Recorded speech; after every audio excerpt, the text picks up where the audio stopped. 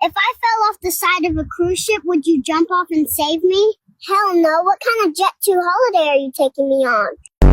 Babe, would you still love me if I was born without arms or legs? How would we even meet? You know I'm scared of chicken nuggets.